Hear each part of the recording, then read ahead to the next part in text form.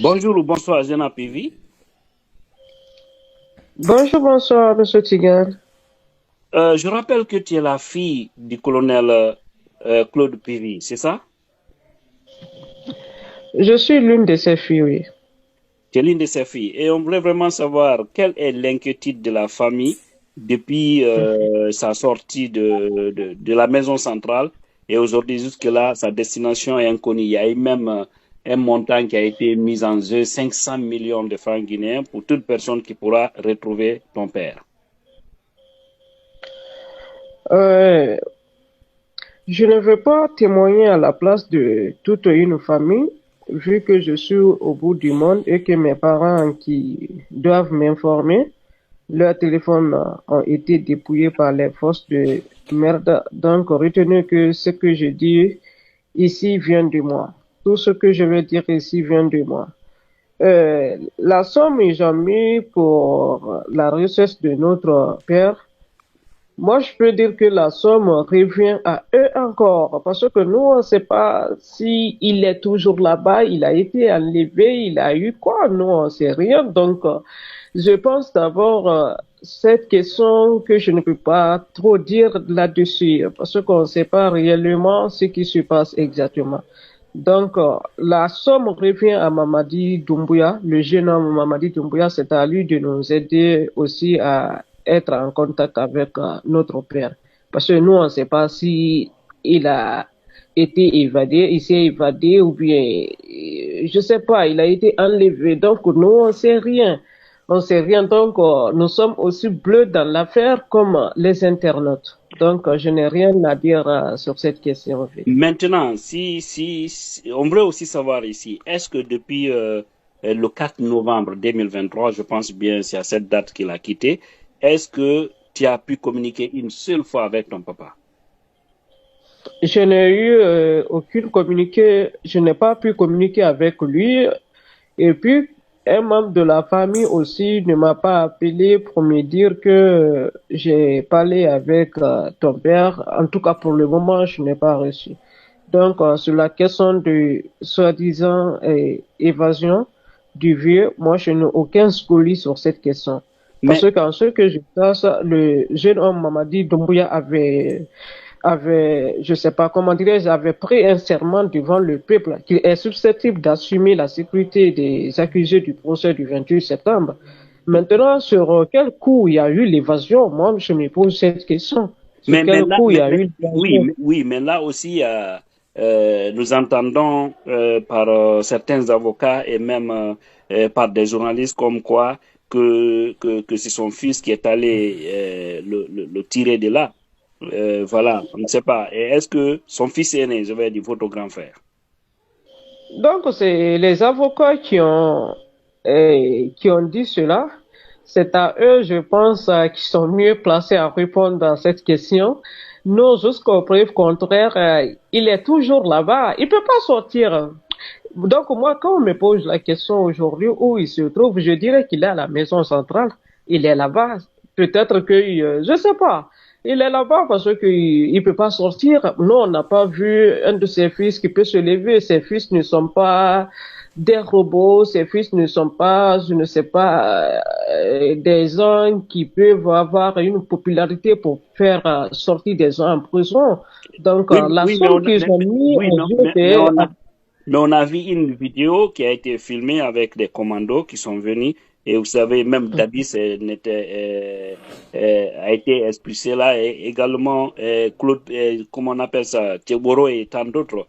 Et voilà, mais ceux-ci sont revenus, mais jusque-là, Claude Pivi, personne n'a ces nouvelles. Donc, selon toi, Mhm. certainement, il est dans les mains des autorités guinéennes, c'est ça? Mais c'est ça, je dis, cette question, vu que Dadis est là-bas, Kegro est là-bas, Doumbouya, le jeune homme Doumbouya est là-bas, ses ministres sont là-bas, ils sont mieux placés de répondre à cette question. Mais moi, en personne, je connais pas pour les autres, moi, en question, je peux pas dire ici que son fils est parti le prendre, parce qu'il n'y a pas de preuve qui prouve que c'est son fils qui est parti le prendre. Donc, moi, je peux pas témoigner ça. Ok. Voilà, je n'ai pas vu preuve de ça, donc je peux pas témoigner. Ok, à l'heure qu'il fait, est-ce que la famille, c'est-à-dire vous recevez des menaces des autorités de la transition? Hum. Minasa, Minasa, Minasa, Minasa. Euh, Moi, je n'ai pas reçu des menaces, mais de mon côté, ils ont juste mis au banc d'essai ma localisation qui n'a pas été concrétisée pour eux. Donc, je ne sais pas pourquoi ils cherchaient à me localiser, mais c'était ça, et ils essayaient de mettre en place à quelque chose qui n'a pas abouti, qui n'a pas été facile pour eux. Donc, à l'heure qu'il fait, tu n'as aucun contact de tes frères, tes sœurs qui sont en Guinée, comme tu disais que leurs téléphones ont été dépouillés, sont allés à la maison et causé des dégâts là-bas. On a même vu des images insoutenables. Pour le moment, non, je ne suis pas en contact avec la famille.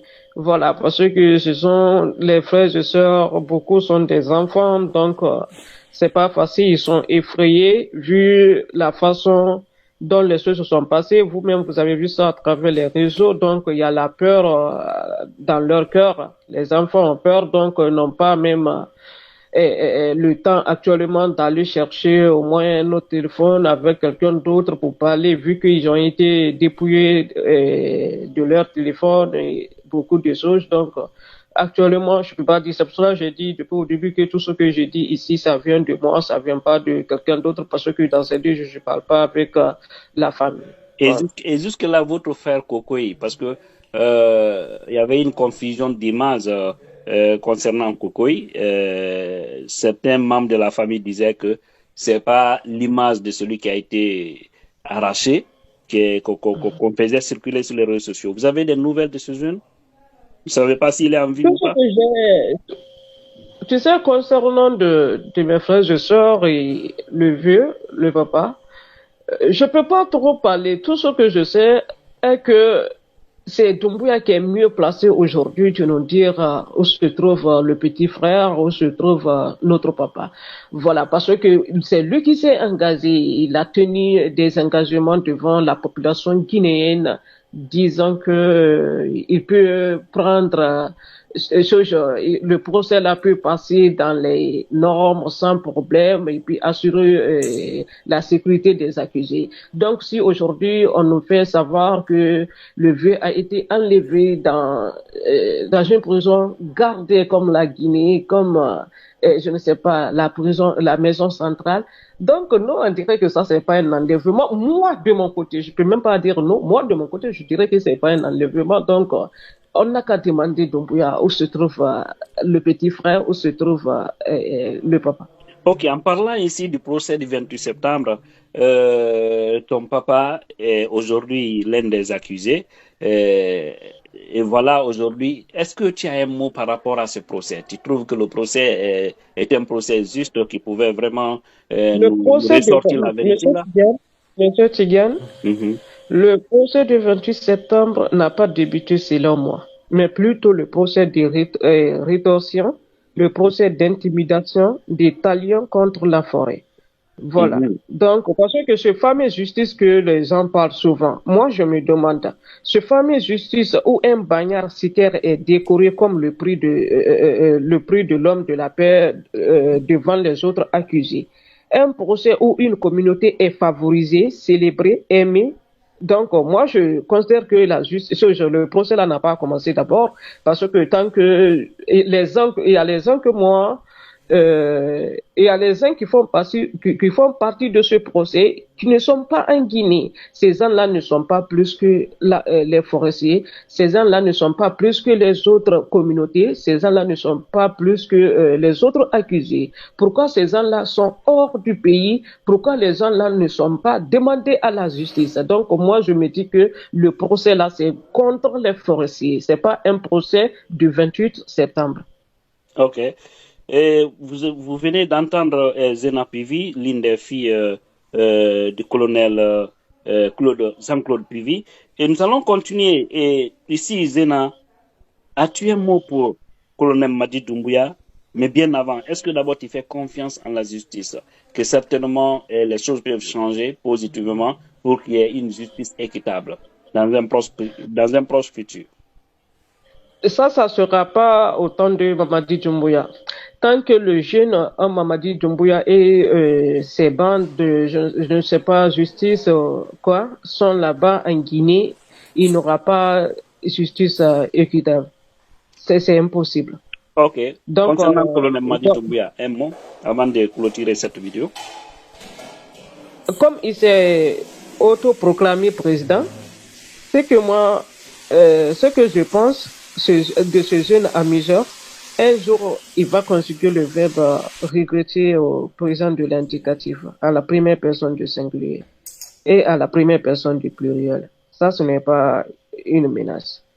Et je dirais que rien de négatif, de néant n'arrive à notre père. Sinon, moi, je connais pas pour les autres enfants, je connais pas pour les autres membres de famille, mais si quelque chose arrive à notre père aujourd'hui, ou bien un membre de notre famille, je vais immoler ma vie pour ça. Je vais sacrifier ma vie pour ça. Moi, en personne, je parle pas au nom de quelqu'un d'autre. Moi, je vais sacrifier ma vie pour mon père. Et si je sacrifie ma vie pour lui, la personne concernée et tous ceux qui sont concernés dans la disparition de mon père, peut-être moi aussi je vais disparaître avec eux. C'est ça seulement j'ai à dire à Mamadou Doumbouya. Ça, c'est pas une menace, mais c'est quelque chose qui va se faire. Donc, c'est ça. Donc, pour le moment, ce que nous pouvons dire à ce jeune homme, Mamadou Doumbouya, c'est de faire tout possible pour qu'on ait des signes de vue de notre père partout où il se trouve. Parce que pour nous, il n'a pas été enlevé par son fils, il n'a pas évadé. Ça, c'est pas de l'évasion. Voilà. Pour moi, c'est pas de l'évasion. Les avocats parlent d'enlèvement, mais le gouvernement parle d'évasion.